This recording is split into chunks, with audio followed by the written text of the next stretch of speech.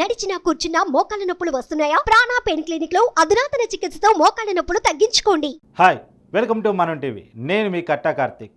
మీకు కీలకమైన ఇన్ఫర్మేషన్ మీతో షేర్ చేసుకుందామని వచ్చాను. మీ అందరికీ తెలుసు, చంద్రబాబు గారు అపర చాణక్యుడు. ఆయన స్ట్రాటజీలో ఒక భిన్నంగా ఉంటే, అందరి ఆలోచనలకు భిన్నంగా ఉంటే, ఒక కీలకమైన చంద్రబాబు గారి స్ట్రాటజీని మీ ముందు పంచుకోవడం కోసం వచ్చాను. అది ఏంటి అంటే, మనందరం వింటూ ఉన్నాం ఇప్పటి వరకు వై 75 పేరుతో వైసీపీ చేస్తున్నటువంటి హంగామా మనందరికీ తెలుసు. రెండోది, ఇవన్నీ షఫ్లింగ్లు ఎందుకు చేస్తున్నారయ్యా, టికెట్ కొంతమంది ఎందుకు నిరాకరిస్తున్నారయ్యా అంటే, మేము 175 గెలిచే ఉద్దేశంతో ఇవన్నీ నిరాకరిస్తున్నాం అని చెప్పేసి వాళ్ళు చెప్తూ ఉన్నారు. కుప్పంలో కూడా మేము గెలుస్తామని వాళ్ళు చెప్తూ ఉన్నారు. సో కుప్పంతో సహా గెలవడానికి వైసీపీ ప్లాన్లు తీసుకుంటుంది. అదే సమయంలో చంద్రబాబు గారు కూడా ఒక కీలక స్ట్రాటజీ బన్నారు, పులివెందుల్లో జగన్ గారిని ఓడించాలని చెప్పేసి. మీ అందరికీ ఇది ఆశ్చర్యం కావచ్చు. పులివెందుల్లో జగన్ గారు ఓడిపోతారా? ఆయన నల్లేరు మీద నడక కదా, అది వైసీపీ కోటరీ కదా, అక్కడ మొత్తం కూడా వైసీపీ అభిమానులే ఉంటారు కదా, జగన్ గారు కొంచెం పెద్ద మెజార్టీతో గెలుస్తుంటారు కదా, అంతకుముందు రాజశేఖర రెడ్డి గారు కూడా పెద్ద మెజార్టీలో గెలిచి ఉండేవాళ్ళు కదా, సో అక్కడ జగన్ గారిని ఓడించడం సాధ్యమా అని చెప్పేసి అక్కడే చంద్రబాబు గారు స్కెచ్ చేశారు. వాస్తవానికి ఏంటంటే, జగన్ గారి కోటరీ అనేది నిజమే, అది వైసీపీకి ఎక్కువ ఓటు బ్యాంక్ ఉన్నది నిజమే. కానీ మొన్న జరిగినటువంటి ఎమ్మెల్సీ గ్రాడ్యుయేట్ ఎలక్షన్స్లో ఏం జరిగింది? గ్రాడ్యుయేట్ ఎలక్షన్స్ అంటే మీ అందరికీ తెలుసు, చదువుకున్న వాళ్ళు వేసే ఓట్లు, మినిమం డిగ్రీ అయిపోయినటువంటి వాళ్ళు వేసే ఓట్లు.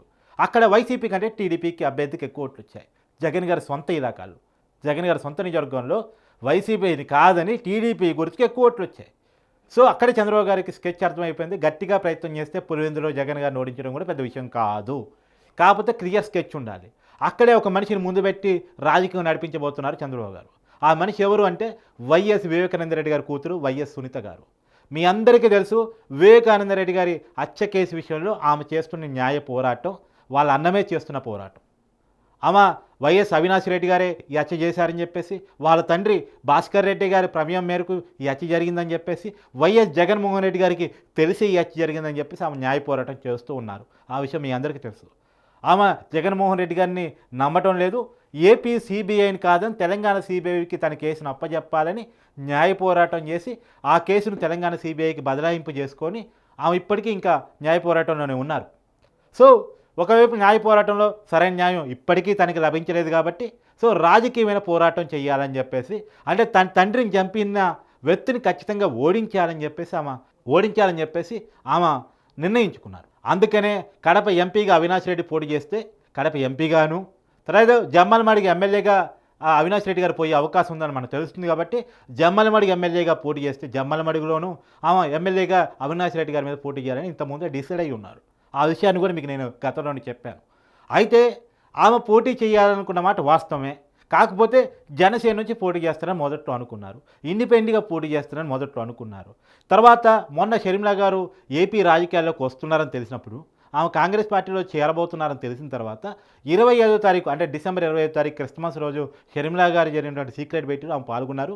దాన్ని బట్టి అర్థమైంది, ఆమె షర్మిల గారితో పాటు పొలిటికల్ ప్రయాణం చేస్తారు, కాంగ్రెస్ పార్టీలో జాయిన్ అయ్యి షర్మిల గారు మద్దతు మేరకు ఆమె పోటీ చేస్తారని మళ్ళీ అందరూ అనుకున్నారు.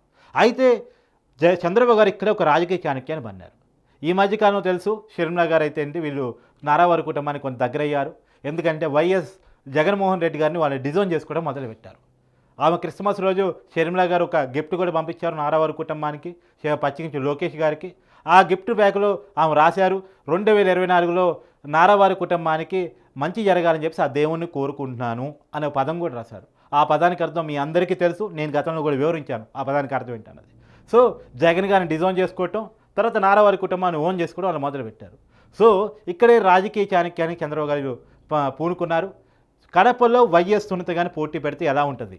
ఇప్పటివరకు ఆమె భావిస్తున్న అవినాష్ రెడ్డి గారి మీద పోటీ చేయాలని, కానీ ఆమెకి ఒక టాస్క్ ఇచ్చే పనిలో ఆమెకి చంద్రబాబు గారు ఉన్నారు. వాస్తవానికి ఆమెకు నచ్చి చెప్పే పనిలో ఉన్నారు. అవినాష్ రెడ్డి మీద కాదమ్మా నువ్వు గెలవాల్సింది, పోటీ చేయాల్సింది జగన్మోహన్ రెడ్డి గారు. ఎందుకంటే అవినాష్ రెడ్డి గారిని ఆడిచ్చేది మొత్తం జగన్మోహన్ రెడ్డి గారే, ఆయన రక్షించింది మొత్తం జగన్మోహన్ రెడ్డి గారే, లేకపోతే ఈ పాటికి అరెస్ట్ అయి ఉండేవాళ్ళు అనేది.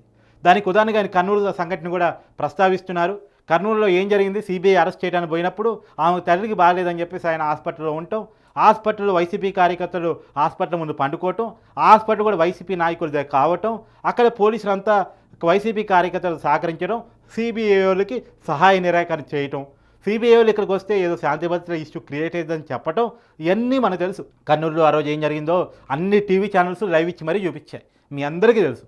సో కాబట్టి మనం పొలిటికల్గా కొట్టాల్సింది జగన్మోహన్ రెడ్డి గారిని కానీ అవినాష్ రెడ్డిని కాదు, చిన్న చేపని కాదు పెద్ద చేపని కొట్టాలని చెప్పేసి హితబోధ చేస్తున్నాడు చంద్రబాబు గారు. సో ఒక ఇండికేషన్ సునీత గారికి చంద్రబాబు గారు కొన్ని సోర్స్ ద్వారా పంపిస్తూ ఉన్నారు.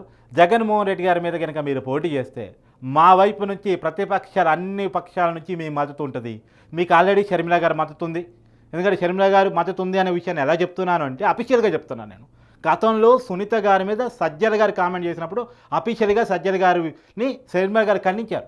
అంతేకాదు వైసీపీ నాయకులు మన సునీత గారు రాజకీయంగా ఎంట్రీ మీద టీడీపీ వెనకాల ఉందన్న దాని మీద ఆమె కామెంట్ చేసినప్పుడు, ఆమె ఆస్తుల మీద కామెంట్ చేసినప్పుడు కూడా షర్మిల గారు ఇన్వాల్వ్ అయ్యి ఖండించారు. నా మద్దతు సునీత గారికి అని షర్మిల గారు నొక్కి మీడియా ముందు చెప్పారు. ఇప్పటికీ ఆ బైట్స్ మన యూట్యూబ్లో ఉంటే చూసుకోవచ్చు. సో కాబట్టి షర్మిల గారు ఆటోమేటిక్గా మద్దతిస్తారు. ఇప్పుడు చంద్రబాబు గారి చాణక్యం ఏంటంటే వైఎస్ సునీత గారిని పులివెందుల నుంచి పోటీ చేయించాలి జగన్ గారి మీద. షర్మిల గారిని సునీత గారికి మద్దతుగా మొత్తం పులివెందులు తిప్పాలి. ఇంటింటికి సునీత గారు షర్మిల గారిపై జగన్ గారు చేసిన మోసాన్ని చెప్పాలి. అలా చెప్పడం ద్వారా జగన్ గారి మీద వ్యతిరేకతను పెంచడం. రెండోది ఏంటంటే దీంట్లో 2 స్ట్రాటజీలు. ఒకటి జగన్ గారిని ఓడించడం సాధ్యమా కాదా అనేది ఒకటి. సాధ్యమైతే ఓడించడం.